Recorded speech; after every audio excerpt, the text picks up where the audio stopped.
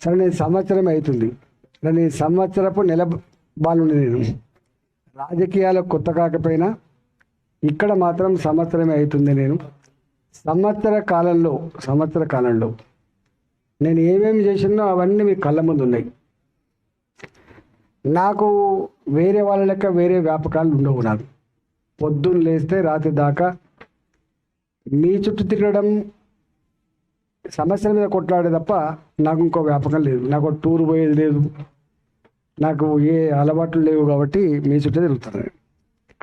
కానీ ఎంత బాధ అవుతుందంటే నేను కూడా ఇక్కడ 14 ఏళ్ళు ఉద్యమంలో అనేక బస్తీలలో ప్రాంతాల్లో ఉద్యమాలు చేసినప్పుడు వచ్చిన, ఆర్థిక మంత్రిగా పనిచేసిన, ఆరోగ్య శాఖ మంత్రిగా పనిచేసిన.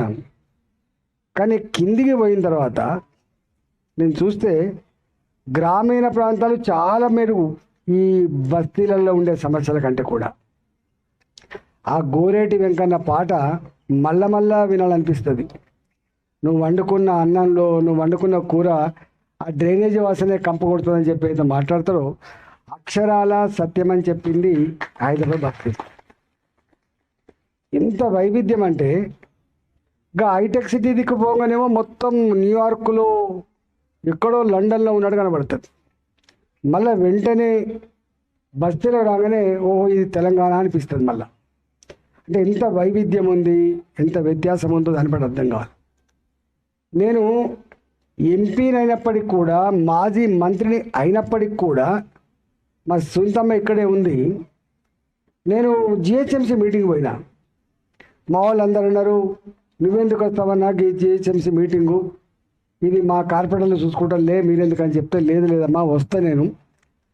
మనకు ఓట్లేసి మన మీద నమ్మకాన్ని వ్యక్తం చేసిన ప్రజల సమస్యల పరిష్కారం ఎక్కడ అది సాల్వ్ అవుతుందో అక్కడికి పోవాలమ్మా. అది జిహెచ్ఎంసీ పాలక మండలే కావచ్చు, నేను మాట్లాడాల్సింది పార్లమెంట్లోనే కావచ్చు, కానీ జిహెచ్ఎంసీలో కూడా మాట్లాడతా అని చెప్పి పోయినా. నేను ఒక 20-25 నిమిషాల పాటు నేను మాట్లాడినా, కార్పొరేటర్ లెక్కనే మాట్లాడినాను. దెబ్బకే ఒక 300 కోట్లు 400 కోట్లు రిలీజ్ చేశాను వెంటనే. మళ్ళీ రెండవసారి మీటింగ్ అయింది, రెండోసారి కూడా పోయినా. నేను ఇంత దిక్కుమల్ల పని ఏంటిది మీదని చెప్పి అడిగి కొంత చేసే ప్రయత్నం చేస్తున్నా. అంటే ఉన్నంతలో ఇక్కడ మా కార్పొరేటర్ గారు ఉన్నారు కాబట్టి సొంతమ్మకు తెలుస్తుంది, ఉన్నంతలో కొంత అభివృద్ధి కోసం కూడా పని చేస్తున్నా. నేను ఎప్పుడు ఒక మాట చెప్పేది, నా మొత్తం 25 సంవత్సరాల చరిత్రలో నేను అధికారంలో ఉన్ననా, అధికారంలో వేరే పార్టీలో ఉన్ననా అనేది ఎప్పుడు లేదు. నాట్ పాసిబుల్ అనేది నా డిక్షనరీలో ఉండద్దని కోరుకుంటాను. నేను ఏ పని అయినా కూడా సాధ్యమే అని చెప్పుకుంటాను. ఇక్కడ మా హుజరాబాద్ అని కూడా రాజయ్య గారు వచ్చింది ఇప్పుడు అక్కడ ఉన్నాడు. మేము 20 ఏళ్ళల్లో 20 ఏళ్ళు అక్కడ ఉన్నాం. అసలు ఇది కావాలంటే అది చేసుకునేది మేము అధిక మంత్రిగా లేనప్పుడు కూడా చేసుకునేది. 2004లో ఎమ్మెల్యేగా అయితే 2014 వరకు మేము ఎట్లా కొట్లాడినా మీ తెలంగాణ కోసం కొట్లాడేది. తెలంగాణ కోసం కొట్లాడినా కూడా మాకు సబ్స్టేషన్ కావాలన్నా, మాకు రోడ్డు కావాలన్నా, మాకు మోరీ కావాలన్నా, మాకు ఇల్లు కావాలన్నా అధికార పార్టీకి ఎట్లా వచ్చేదో మాకు కూడా గట్టినే వచ్చింది. కారణం ఏంటంటే ఇవాళ తపన ఉంటే ఎవడు ఆపలేడు అని, తపన ఉంటే ఎవడు ఆపలేడు. కాబట్టి ఇవాళ నేను బీజేపీ ఎంపీని, నేను నా పార్టీ ఇక్కడ అధికారం లేదు. ఇవాళ బీజేపీ రాష్ట్రం అధికారం లేదు. కానీ నేను పదే ఒకటి చెప్తా, బీజేపీ కాంగ్రెసా టీఆర్ఎస్ కాదు కొడుక, ఓట్లు వేసి గెలిపించిన ప్రజలు కట్టిన పనులు ఖర్చు పెట్టే బాధ్యత మన మీద ఉందని చెప్తా ఉంటా ఎప్పుడు. అందుకని ఒకసారి ఇట్నే ఒక ముఖ్యమంత్రి నేను కొట్లాడుతున్నప్పుడు మీ జై తెలంగాణ కూడా తిరుగుండ్రి, మీకు ఓట్లు ఎత్తనే ఉంటారు, మీకెందుక రోడ్లు, మీకెందుక ఇండ్లు, మీకెందుక మూరీలు అని చెప్పినప్పుడు నేను అన్న, అరే కొడుక నిజమే, కానీ నువ్వు ముఖ్యమంత్రివి కానీ నువ్వు ఈ రాష్ట్రానికి ఓనరు కాదు. ఈ రాష్ట్రానికి ఓనర్లు పన్నులు కట్టే ప్రజలు మాత్రమే అని చెప్పిన. నేను అప్పుడు ప్రజలు కట్టిన డబ్బుకు నువ్వు కాపరదాడు తప్ప నువ్వు ఓనరు కాదని చెప్పిన. ఇప్పుడు కూడా ఇలా నేను అధికార పార్టీ కాకపోవచ్చు, కానీ ప్రజల సమస్యల్ని చెప్పడంలో, వాని అర్థం చేయించడంలో డబ్బులు తీసుకొచ్చే మా శక్తి మాత్రం తప్పకుండా ఉంది.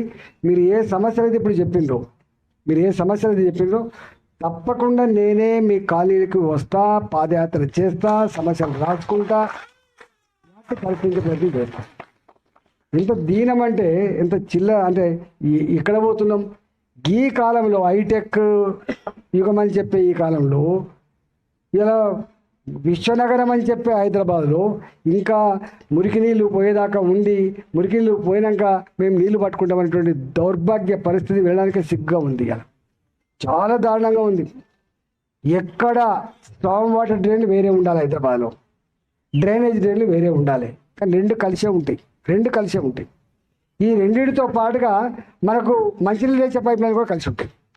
నాకు తెలిసి ఆ పైప్ లైన్లు ఆ డ్రైనేజ్ ఎక్కడో లింక్ అయితే కాబట్టి ఆ నల్లాలు బంద్ అయినప్పుడు ఎక్కడ పీల్చుకుంటా చూసినావా, ఆ పీల్చుకున్న నీళ్ళు పైపులలో వస్తాయి కాబట్టి ఆ నీళ్ళు మళ్ళీ మనకు వస్తున్నాయి. అవి దిక్కు లేక గతి లేక గత్యంతరం లేక తాగుతాం తప్ప, లేకపోతే ఆ నీళ్ళు అవి తలుచుకుంటేనే నీళ్ళు తాగేటువంటి ఆస్కారం ఉండదు. అంత దౌర్భాగ్య పరిస్థితి ఉన్నది. మీరు చెప్పిన ఎస్టీపీలు పనిచేయకపోతే అక్కడ ఇంతమంది అని చెప్పి బిందె తోముకుంటే అది ఎట్ల కలర్ మారుతుంది, పట్ట గొలుసు ఎట్ల కలర్ మారుతుంది, బంగారు గొలుసు ఎట్ల కలర్ మారుతుంది, అసలు మనుషుల ముఖాలే ఎట్లా మారుతారు, ఎట్లా వాసన వస్తుంది. నిజంగా హైదరాబాద్లో ప్రజలు ఆరోగ్యం కోసం ఖర్చు పెట్టే డబ్బు చాలా ఎక్కువ. ఇళ్ళల్లో పనిచేసి, కూరగాయలు అమ్ముకొని, కంపెనీల్లో పనిచేసి, పళ్ళ దుకాణాలు అమ్ముకొని, ఏదేదో కష్టపడి సంపాదించుకున్న డబ్బు ఒక తరం కష్టపడితే ఒక ఇల్లు నిలబడుతుంది. ఆ తర్వాత తరం కష్టపడితే తప్ప మన బతుకులు బాగుపడే పరిస్థితి లేదు.